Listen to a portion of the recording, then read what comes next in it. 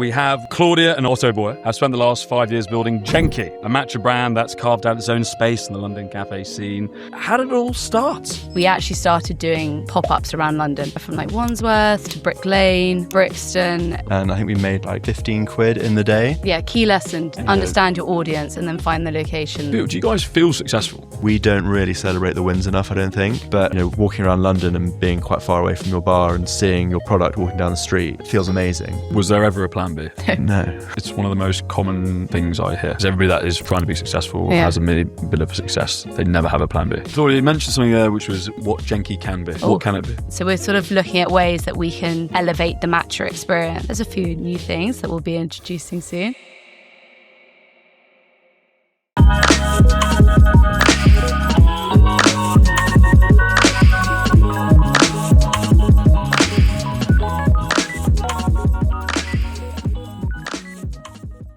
Ladies and gentlemen, boys and girls, what do we have? A corker. We always have a corker on the show, Founders Nick. We have a really powerful couple. Claudia and Otto Boyer have spent the last 5 years building Jenki, a matcha brand that's carved out its own space in the London cafe scene. What started was as an idea turned into 4 permanent bars, a cult following in a category they're helping redefine. They've done it without any enormous backers, without any big investor headlines, just a ton of belief, relentless work, and a very real marriage holding it all together behind the scenes. So cool, by the way. And recently, they've had some twins, so congratulations. Please send them a lot of congratulations. This is their first podcast ever. Honestly, I'm honoured. No press tour, by the way. No filters, just 2 people showing up and caring for each other, what really looks like to build something while balancing nappies and cash flow on each other. So let's, as Paddy McGuinness used to say, let the matcha see the whisk. Sorry, go. Yeah, that was really good. I'm now inspired. There we go. Yeah. Thank you very much for having us. I'm pumped. This is one I've been really looking forward to in the calendar. I look forward to all of them, by the way. How did it all start? I mean, 5 years. Did you guys roll out of bed and think, right, matcha? What was the spark? Well, it is actually coming up to our 4th birthday. Wow. In terms of the first 4 years since we opened Jenki Spitalfields. So I think we kind of look back and we always put that as when we started Jenki, opening that first bar, but actually it started quite a bit before then.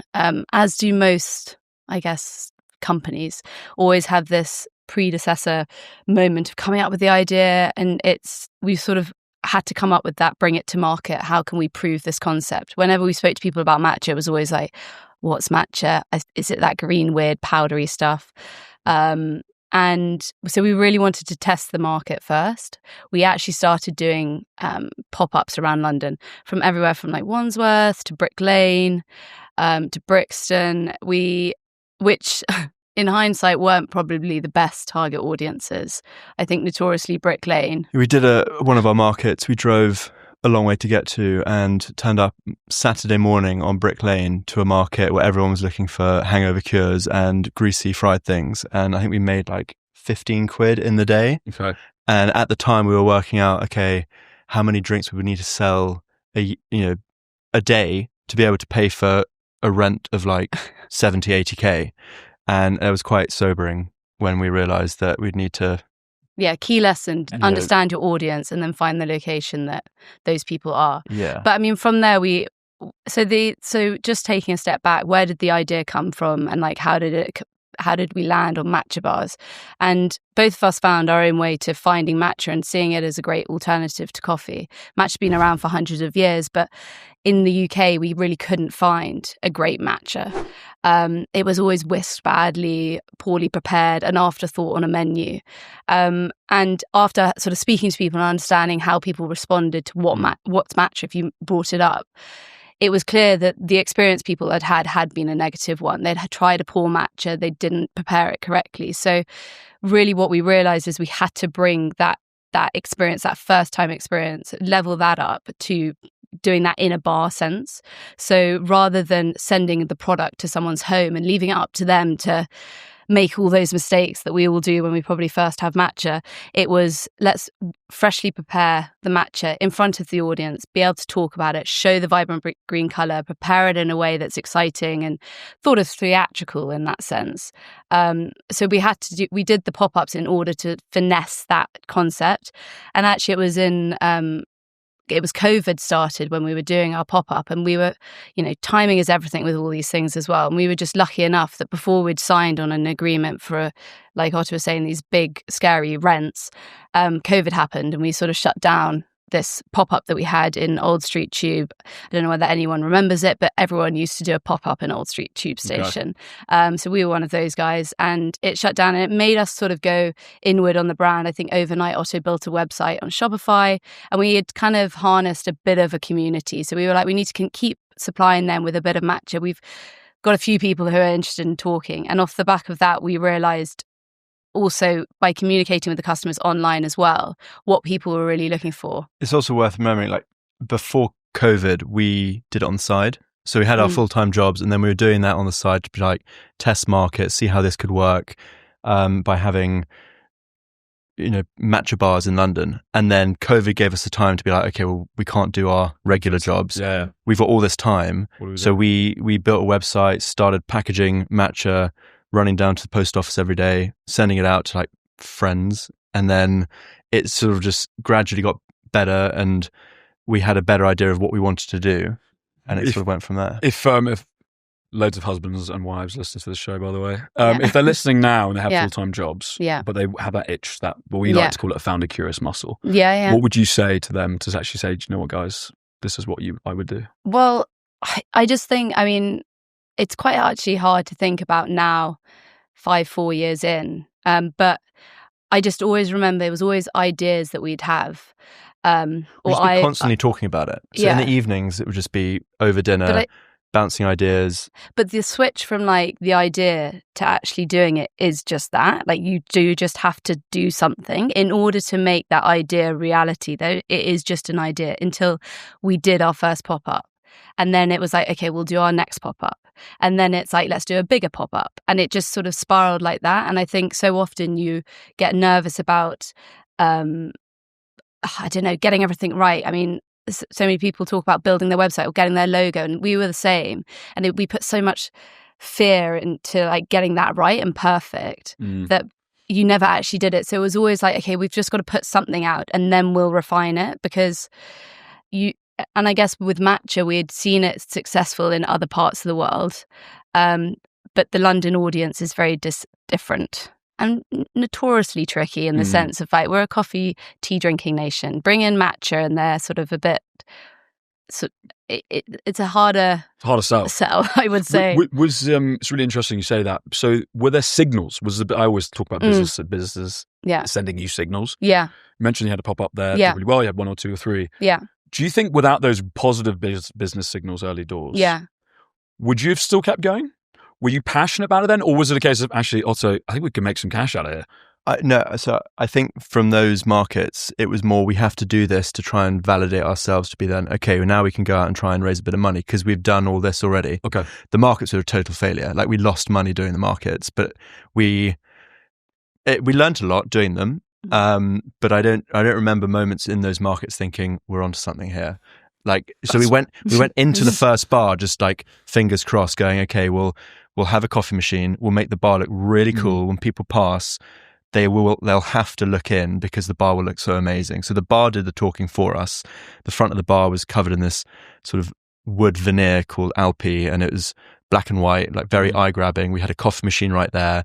So people we thought would think, oh, it's just coffee shop, and they'd come in and we'd sort of ambush them with trying to get them to try matcha and that's how we started it basically. And I think a lot of businesses start and you don't get that interaction with the customer. I think where the markets were a success is that we had customers directly there who would see this green drink that we were whisking and preparing and pouring over, and there is some, and it intrigued people. So it did sort of stimulate conversation, and it was how we ultimately tried to format our menu based on the kind of customer feedback on what was, I quickly realized that we would quickly shoot to, okay, this is a great alternative for coffee.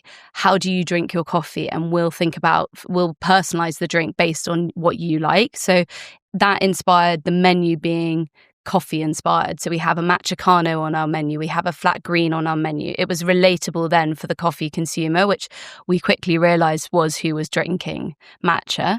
So I think whilst it wasn't a success in terms of money, and I'm just laughing because I just remember the moment where we actually left behind our milk steaming machine, which was literally half the stall, and it's just like humble beginnings. Why did you just forgot it. Just forgot it. But it was also, Fantastic. We've all been there. But then that was also going, okay, we actually need to put a really sexy coffee machine in our bar because people are going to come in thinking we're a coffee shop. And that will inspire then. So I think from if you're a new founder and trying to think of, I think it is realizing that your idea and be agile to that initial concept and idea, and sort of wait to listen to your consumers or customers in order to sort of formulate the next steps. Because if you go in with such a clear idea that is unshakable, then I think that you end up not listening to your customers and probably putting forward a product that doesn't quite make sense. That said, we did push so many different ideas. And I think it took us quite a long time to realize actually focus on one. In the sense of our bars at the beginning, we were going to try acai bowls to sandwiches to, we were actually going to do a bagel shop, which would have probably been overnight quite good. Oats. Yeah, to all these puddings, different things to try and cocktails. To try and push the kind of average customer spend and bring in more people. But actually what we needed to do is just become and build on that the loyalty of a matcha drinker or the coffee drinker and really service that. And so by honing that, I mean, we've since removed and then constantly looking at that data. I think it took us too long to remove coffee off our menu because we basically realized we got offered to go into Selfridges and the space was really small and we couldn't fit in the full sort of equipment that we needed in order to also offer coffee. So we used it as a perfect opportunity to just serve matcha. And then we looked at our Spitalfields bar and it was 4% of our sales. But you've got, coffee machines come with all these equipment, problems. Rentals, leases. You've got to have a team that can also operate it cleaner. Anyways, we removed coffee from the menu and our sales went up by something like 80%. It was like something quite ridiculous. Immediately as well. Immediately. And just it was operational efficiencies and... But it was also like we were trying to do coffee well as matcha well when actually we just needed to be doing the matcha well. So the key lesson there is just do something, pick it, do it bloody well. Yeah. And ignore the potential. Don't try and do everything. Don't try everything. So somebody's starting now, you think, okay, look, we're going to do I don't know. I'm trying to think of something. Like a Red Bull equivalent. Yeah. Just do that really well. Don't do like any. Well, because people are picking a brand or the product based on something specific. I think, and I think product-wise, you can try and refine that and try and do that very sort of focused and do that well. But at the same time, when we started out, all we were really trying to do was survive in a time that was quite tricky. Yeah, so we were having to we did try and do all sorts of different things as well. So we had the online business where we were saying D2C, we were doing trade, we were running events whilst also running the bar. So we were trying to just see whatever stuck and landed. And now we're slowly refining that, but it is quite far reaching other than just the bars. We do have 4 revenue streams. But it was, I guess, also looking back on it, this was like a brand awareness tactic. So it was like, how far can we spread? Because obviously just bars, only a certain number of people would have only been able to go to our Spitalfields bar. And how do you then continue that sort of customer base? Or if that's a customer that's a traveling customer, where's then their journey next? If they're not coming back to the bar. So therefore you want products online in order to, or are they going back up north and we could service a coffee shop up north with Jenki so that they could still get their hit up there. Whereas I do think now we've established, and that takes time. Were you both aligned on the vision from day one? That's a pretty good question. Yeah, I mean, I think Thank you. I think the vision was always Matcha bars, and the idea was always, and I think it's probably always been me that's like gone off on tangents, and Otto's always been fantastic at going, "This is a great idea, Claudia, but like let's think logistically about this." We were both very aligned with what we wanted the end goal to be, which was Jenki to be recognised as quality matcha and to see Jenki and the product walking around the city. I think we have our strengths lie in different areas, which is why we're able to do what we do and how we can operate together. One of Claudia's strengths is to push the boundary of what's possible and trying to just do as much as possible. I'm the sort of operator who's sort of like, it's a great idea, but actually, like, if we think about how we're going to do that, and I mean, the famous part of that was we got on a call with Selfridges when I thought we were on a call to get our powder into the food hall on the shelves, and I mean, that's what we were there for. We were on this call with the food buyer, and by the end of the call, he was going, "Oh yeah, that's great to hear about your product. You know, so what do you guys want?" And as I was about to say, like, "We want our matcha on your shelves," Claudia just came out of absolutely nowhere and was like, "We want a full-time permanent matcha bar in Selfridges." But we'd never spoken about that before, and just so happened that they had a space in mind, and they had already thought that we'd be perfect for that space. So that worked out incredibly well, but maybe we wouldn't have taken that risk and gone in that direction, grown that fast without that sort of attitude towards growth. That is fantastic, by the way. I love those type of stories. We had two Danish co-founders on, and they came. One of the co-founders said, "Look, this is going to be really difficult, but just go with it." And they went, "Okay," and then they landed their biggest client during the juice. Yeah, and I was like, and I love that. I love Claudia, talk me through that. When you're on the call, which is important, well, did you just go right? Something crucially I can smell it. Yeah, something crucial that Otto didn't mention there was that it was my birthday. And I think I must have just had a bit more courage in me because it was my day. No, I don't know. I think it was very playful. But we were still finding our feet with the first bar. We were still in there every single day trying to figure out what worked, and then we took on a second site while we were still trying to figure out. It's I think the conversation had gone, and it's again kind of listening, and you're probably getting the sense now. You can really see, like, I'm very much more on the brand side, and Otto's very much more on the operations logistics side, but I find it fascinating kind of listening to the customers, and even on this call with Selfridges, I could get the sense of what the person, without sort of saying the name, the person was sort of asking for or searching for us, pushing us in that direction. And Selfridges is renowned for wanting to be the first to do something new, do something different. And when we did start Jenki, we were hit with a lot of people. You know, most people that came into the bar would ask what matcha is, which seems actually a wild question to ask now. Often, I mean, we rarely get that question now in our bars, and I think it's that sort of inquisitive. How can you, as founders, you always know the entire product, and it's very tricky to put yourself into the feet of your customer in order to really understand what they want. So with all these like conversations and learnings, or with our bars, it was trying to just really put ourselves in the feet of the customer to understand it. And that those markets, even going back to them, were just understanding, okay, if you stand there and I whisk here, you can have the conversation, I'll whisk, but the guy's going to be looking at me, and how can that then look when... So it's all these like little sort of learnings that you take to build a...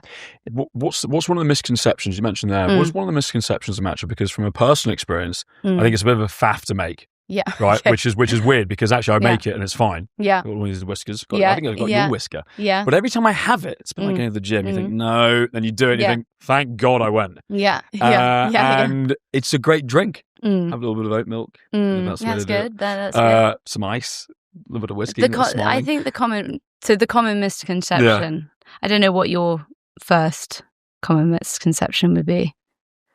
Do you want me to go? Yeah, I think you're best placed to explain that. Common misconceptions. So I think I think inherently people are coffee drinkers or tea drinkers before they're matcha drinkers. So it's often been an afterthought.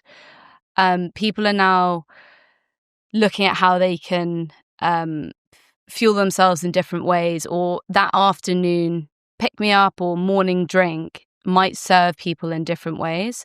So I think the common misconception is that matcha is just a caffeinated drink, but actually it is a lot more than that. It's packed full of antioxidants. It's a slower release energy. So I think the real education on matcha and what it is, and I think to your point as well, the whisking element, it is complicated in a sense because it's a new way of making something.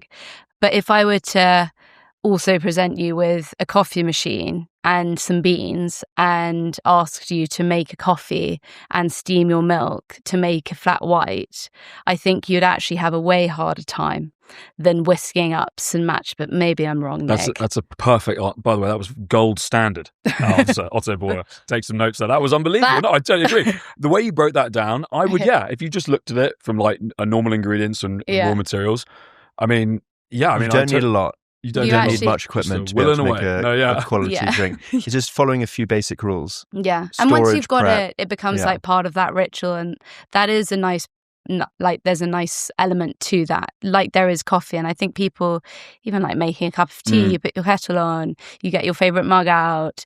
You know, some people have loose leaf tea. Some people just chuck it in a bag, a couple of sugars here, maybe not there, different types of milk. I mean, everyone has their own little nuances. Yeah. Time out and a break. Yeah. How do you guys resolve conflict as a team? How do you guys do that? Is it as a team or as a couple? Both, actually. Both. Yeah. I don't know, because the line can be quite blurred, and I'm sure you've had, one or two rows and stuff, but how do you guys resolve that? I don't think we've had rows at work. As me being an really, yeah. No, definitely not. I think we both know each other's strengths, and there's sort of a natural divide to that. So I don't think I know better than Claudia in the areas that she manages, and then same vice versa. So I think we're lucky in that we have natural areas that are our strengths, and the areas that are weaknesses. We've always really sort of respected each other, and there's one of the main benefits of being a founder with your partner is that you know that you're working towards the same thing, and it's going to be beneficial for both of us ultimately. So I don't know how it would. I mean, solo founders I am in awe of. We can bounce off ideas, but I know I have full trust that Otto is going to get whatever he needs to get done for Jenki, and I think you would say the same for me. It's like so there's never, in terms of conflict, I guess conflict and how we would solve it has normally been, like we were saying, I would have some idea and Otto would then try to calmly explain why it might not be as easy, at which I would go, okay, that probably makes quite a lot of sense. I'm now going to actually sort of go away and think about how I can make it make sense for you as well. So I think it's just trying to compartmentalize it and is it the right decision for the business? And it always comes back to that. And that's the great thing about running a business is it doesn't need to get personal, because you can just flip it and go, okay, well, does this make sense for Jenki? Not for Otto, not for Claudia, but is it for Jenki? Is it the right decision? So I think by always pulling it back to removing the personal, I think that would be my... Since the start, it was just the two of us, but then growing an office as well and a wider team, I think taking the approach of we are down to hear what everyone has to say. So everyone's opinions on a question we might have, to try and get every single angle you can think of, and then being able to make a decision between the two of us on this is the direction we're going, because this is what we think is best for Jenki long term. And then that really has got us to a point where we haven't had that sort of conflict. Yeah. To date. Well, by the way, that's lovely, by the way. So lovely to hear that. Sometimes we get people on the show and they're like, oh yeah, we've had some major bust ups. We walk away, we hug and come back and we try again. It's not to say that it's not easy. I think we very much speak as we're going, and we are learning along the way of, okay, maybe we should set some boundaries here and there. So it's a constant thing we're trying to figure out and think about. But there will be times where, we suddenly realize, actually, if someone doesn't want to speak about work past 10 p.m., totally fine, because it's a sort of thing where you're like lying in bed, and if someone brings up something work related that you're going to think about just lying there all night, that's not okay. On ceiling duty. Yeah. Oh, God. Do we lock the shop? We lock the shop. We lock the shop. But genuinely, those often it's always the ideas that come then, and it's the boundaries, and that's become harder having introduced Jones. And I think having those boundaries are really important. And when you are founders and also partners, it's those boundaries are blurred. So actually having to reassert them every now and then is really important. So, when we do go home, we naturally talk about work most evenings. But if it's a case where one of us is like, actually, I've had a really big day, can we I'll give you 30 minutes and then that's the sort of approach that we've taken with that. But it's also, you've got incredible support from someone who you can really understand and lean on. So that's a definite bonus. And I think conflict in the team, as we've grown quite quickly now from sort of Otto and I to quite a few more people. And naturally, because we have bars, we have quite a few members of the staff who aren't necessarily working from the office every day with us. But it's a very collaborative approach. And I think we aren't innate, we don't micromanage. I think we have a huge amount of trust also in our team. And I feel incredibly proud of the people that we have working at Jenki, sort of experts in their field. And I think that's another thing that's just really important, that those first few hires for us have been people that we know are going to do, a much better job in certain areas than we ever can. Are experts in their own and can challenge us and can challenge the ideas and will kind of push the boundaries of what we know and what Jenki can be. And that's really exciting. It does sort of mean, I think it's important, and we're still figuring this out, how to be founders. And also, once you bring in people who can do other things, what's then your role as a founder? Hi guys, I was the one that started it. Yeah. Exactly. You handsome bastard. Exactly. So it's to be honest, things just change so quickly. Claudia, you mentioned something there which I don't know if anybody caught, which was very subtle, which was what Jenki can be. Yeah. What can it be? God. Well, we have certain ambitions for what we would like it to be, and I do fully believe that we can get it there. And for us, it is about a sustainable approach to that growth. I feel like where it started, which was introducing London to Matcha, we're now in a position where we want to, or we feel like we are leading Matcha experts and providing the people of London right now with the bars an opportunity to explore matcha, try matcha, discover matcha, different ways of drinking matcha and enjoying matcha. And really, we want to grow on that, open more bars, innovate further with what we can do with matcha, and continue to deliver a really quality product. I think that's something that we now constantly come back to is, when we're doing seasonal specials, is this innovative? Have we seen it anywhere else? If we have, we would never look to do it.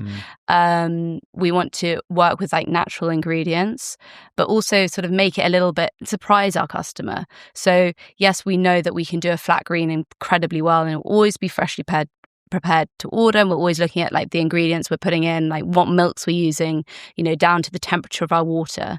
But it's the next step. I want to try something new today. What's that? So we're sort of looking at ways that we can elevate the matcha experience. There's a few new things that we'll be introducing soon. But I think at the moment, it's just, if you're a first-time matcha drinker, but also you're a matcha connoisseur and you've had loads across the world, why would Jenki be an exciting place to go and try? So just wanting to, what can Jenki be? I think it can be across London in more locations, national, potentially internationally, and also really hone that at-home customer experience as well. I don't want you to feel like you can't make your matcha before your gym. Oh, I just look. It was playing around. No, it's lovely. It's lovely. It's every time I have it. Yeah. Whisk bamboo. Is it bamboo whisk? Yeah, it's bamboo whisk. Or bamboo whisk. You're whisking away. Ladies and gentlemen, if you're really enjoying listening to this founder, give us a like and subscribe. It really helps the channel out. I hope you got some golden nuggets from our founder, and I'll let you get back to the show. It's really good. And it's a slow release of energy, I have to say. I have sometimes some coffees in the morning. My dad used to have a ristretto, which is a really small one. Yeah. But no, I really enjoy it. It's really good fun. And actually some days I like the theatre. Yeah. I like waking up and going, here we go. Yeah. I'm going to work for my energy. If you're not having your matcha, what are you having instead? Yeah, it's a good question. There we go. Tables are turned. I'm having either, being Greek, I just have an iced coffee with oat milk. So I'll put a little glass. That's in. Greek? It's quite Greek, I think. It's called a frappe, isn't it? A frappe. Are you blending it? No, not blending it. Well, I don't know. Actually, I don't know. I think that's about as good as I get. I think sometimes I just drink loads of water. Every time I wake up, I'm parched. Yeah, isn't anybody? Yeah, you're gasping for air. You're just gasping. Pint of water and a frappe. So no, so maybe a frappe. Morning. But I do feel matcha is maybe. Do you know what it is? It's because it's not regular. Yeah. So I feel like it's just for me. Yeah. I know matcha drinkers every day. Well, which is fantastic. I think people do see it as a treat. And I don't know why, there's different. There's a big split in our demographic of customer where we've got people coming in every single day for their routine, where it's not flavored, it's very healthy straight up, and then you've got the other demographic where people are seeing it as a treat, coming in the afternoons, adding different shots and flavors of different things. And I think it raises a good point of again coming back to your customer, what does a repeat customer look like? So for us in the bars, an ideal customer would be someone that does come back daily. Really? Yeah, because we do have some ridiculous return customer percentages across our bars. It does show opportunity to bring in new people to the bars as well. But I think, some people are coming every day and that's a daily drinking. You've got to think of the lifetime value of that customer. Whereas online, for example, purchasing matcha powder to drink at home, obviously you've got a higher customer spend, but they're only maybe ordering that once a month.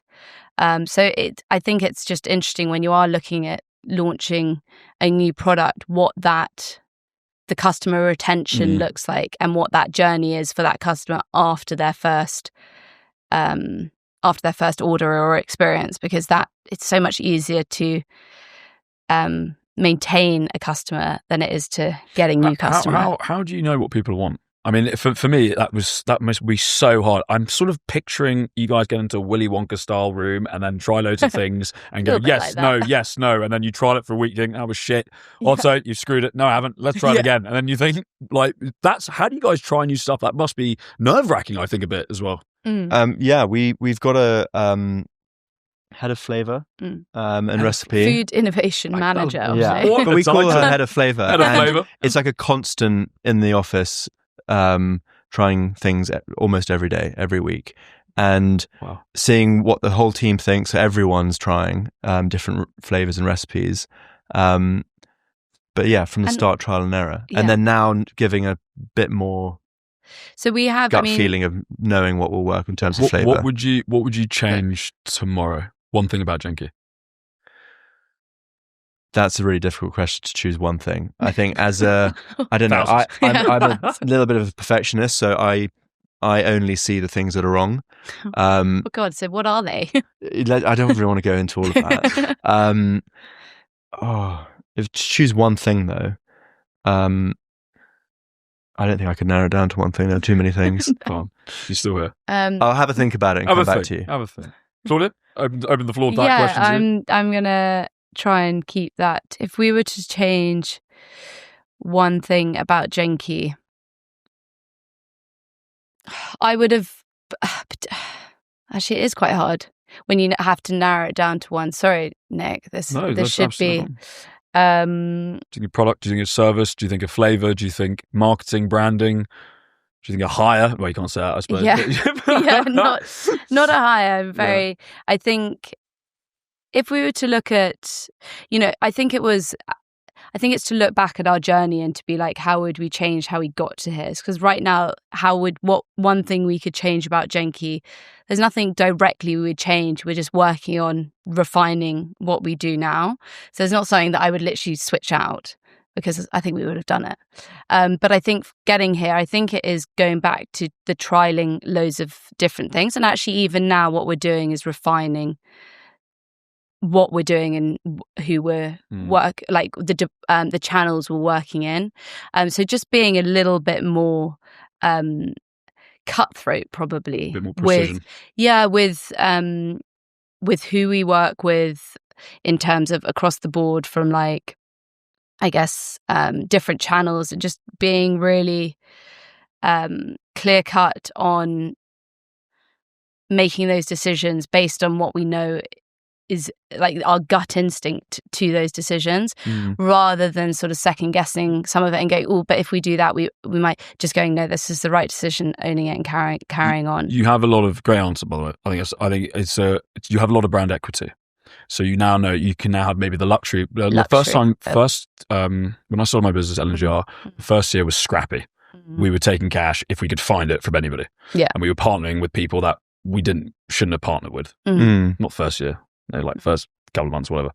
And that was difficult. I think when we get older, we're getting bigger, we choose our clients, we have a real target, we know what we want, we know what works, we know what channel doesn't work.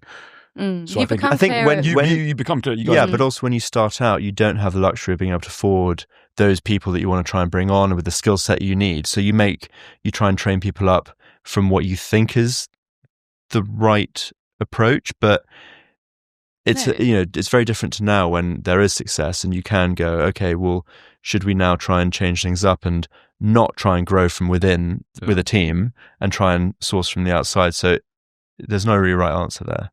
It's interesting. We had a lot of people that listen to the show that are going through it, by the way. They've just built, they're founder curious. They would have just quit. They would have just started a side hustle. They are really in the doldrums, like down the doldrums. They can't get a client. Nothing works. Yeah. And they're bloody lonely. Take me back to a time, maybe individually or together as a team, where you were like, I'll tell you what, Claudia, this is pretty bleak now. Yeah. Or Otto, I don't know.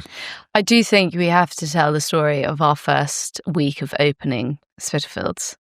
Yeah, that was tough. I think we were so busy we didn't quite realise what was happening. We opened the store for the first time on a Monday, took our first payment. It was quite exciting.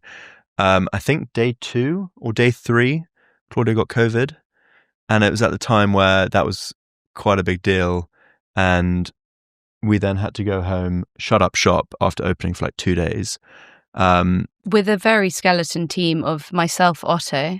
We'd trained ourselves up as baristas. I'd done a 3-hour barista course, basically. And Otto's brother, Louis, who was mentioned earlier, and Joe, who was a barista. I think the team was like 4 people, and we were open 7 days a week. And you lost 2 engines out of 4. Yeah, we lost. Well, obviously because COVID. So we had to, because we were both in the same. So negative to being a founder couple, COVID. Both of you are wiped out at once, basically. And we actually, we shut. So Jenki had to close the day after it opened. We went home. Our house flooded. We were moving that week as well. We were then moving to. We were moving house as well at the time, so to be closer to the shop. And luckily, Joe, I think, I seem to remember finding another barista, and we had all this it was just like, how many shambles. More things can be thrown at us when you've got the pressure that of wasn't so bad, because I think it was just the adrenaline of the week of opening. I think going back to your point, what was more like in the thick of it was going through Omicron times where there was no lockdown, but everyone was at home and no one was out and about, and we were making barely anything every day. And you were going from month to month thinking at the end of every single month, how are we going to pay everyone? And we weren't paying ourselves at the time. We'd stripped down to like a pretty core team. But yeah, it was for quite a long time, it was pretty touch and go. But I think we were so busy with just focusing on what we could do outside of that with online sales and not just relying on the revenue from the bar coming in. So did you ever think you wanted to, did you ever want to quit? Yeah, we spoke about this the other day, actually. I don't think we did. No, there wasn't a time where we thought, Yeah. no, babe, no, don't want to quit. No. Good. I think it was just focused on making it work and trying to find a way of making it work. And that's where those sort of, I think and there's a lot of different, you mentioned it, that we didn't have a huge investment or serious like VC backing or anything at the beginning, which I think sometimes when all this money is thrown at us or would be thrown at you, you're then like, you've got to do something with it. So because of the sort of leanness of the amount that we had to work with, it was sort of utilizing, okay, so we've got this space, what can we do in this space to bring in more people? So you are having to constantly just innovate. Literally week to week, we were going, what can we do to sort of get people into the shop more? And I know for me, like a motivator was going, at the start, we took money from friends and family. So that was like even more of a motivator to go, there's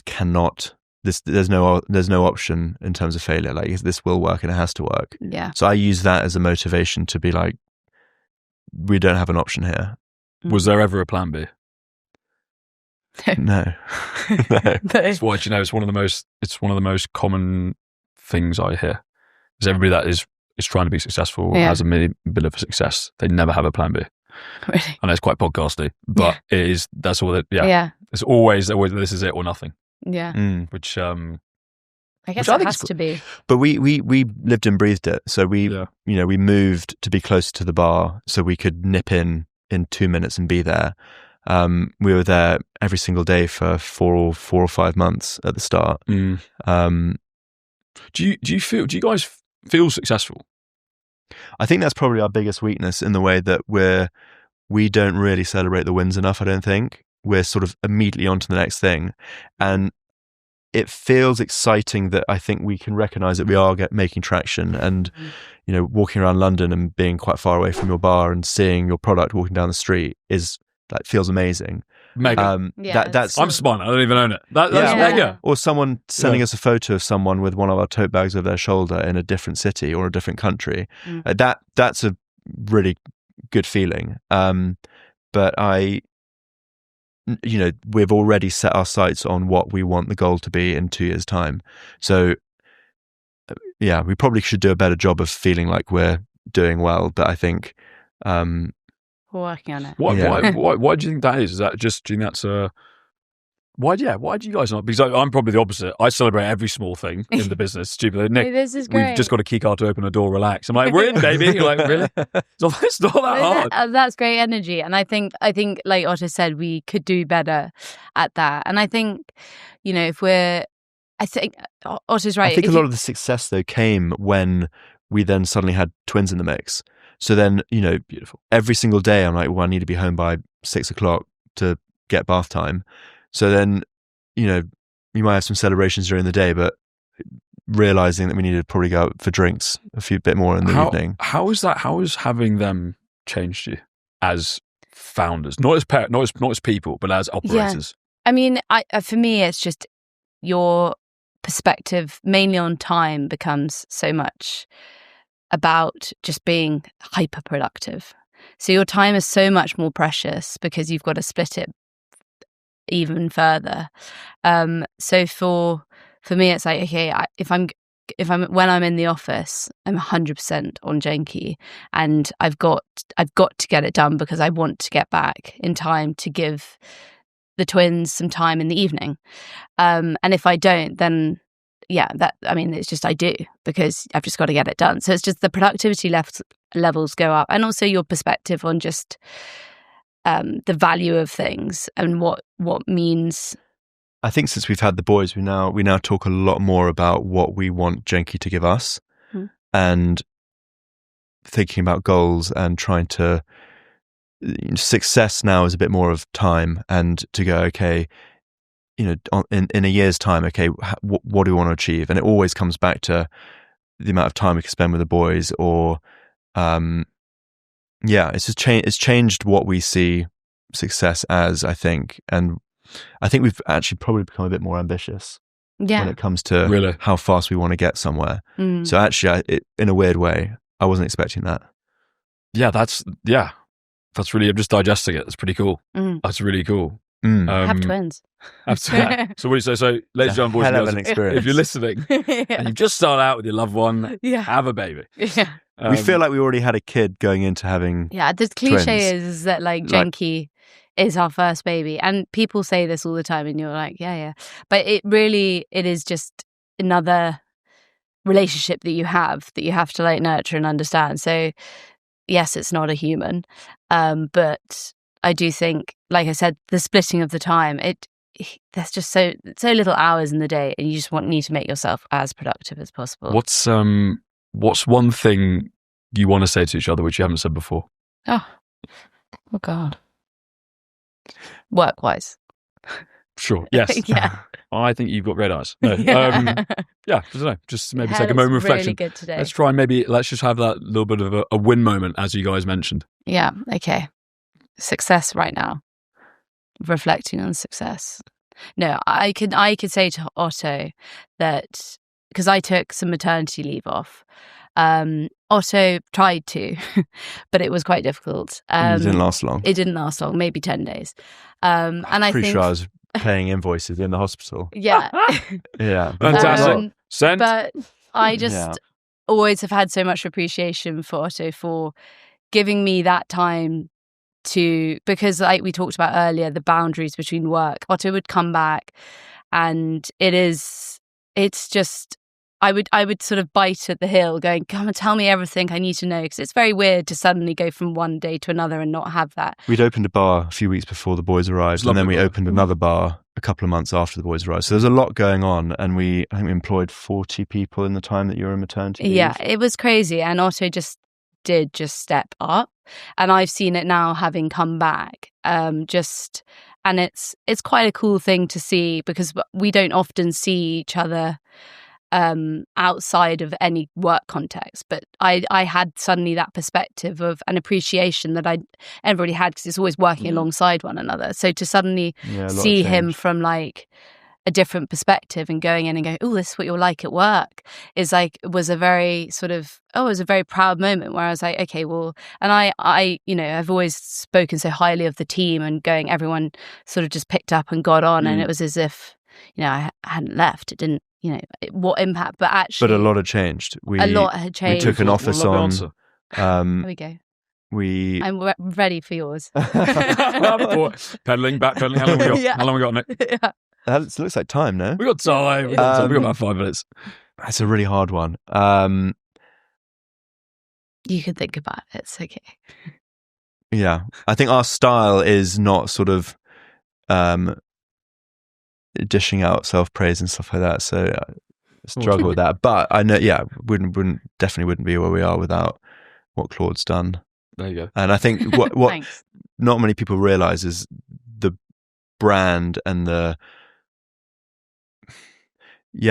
brand value that we've got today is pretty massive, and it's all down to Claude from the start. So we had some people helping us, but really shaping what that is all Claudia, and nothing to do with me. What would the brand look like? Yeah, sorry, I just didn't want to cut you off. It would not. No. You're about to say, what does the brand look like if I had been? I have visions of like multicolored dream coats and stuff. I don't know. I'm thinking like that sort of word art on Microsoft, that sort of brand logos. Yeah, not good. You've had a few good inputs. Well, look, guys, we've only got like 3 minutes left. Usually, I ask people to ask me questions. I'm not going to do it this time because I don't feel it's. But I'm so excited to ask you why. I know. I don't have a why. Stop asking me. We do have some fan questions. Oh, gosh. Okay. So, one, any discount codes? Okay. We'll link them. Very naughty. Love you, Sarah. We got one from Rita. Yeah. What makes Jenki Matcha different from other matcha brands? Okay. Do you want to go? I feel like there are matcha brands popping up all over the place online.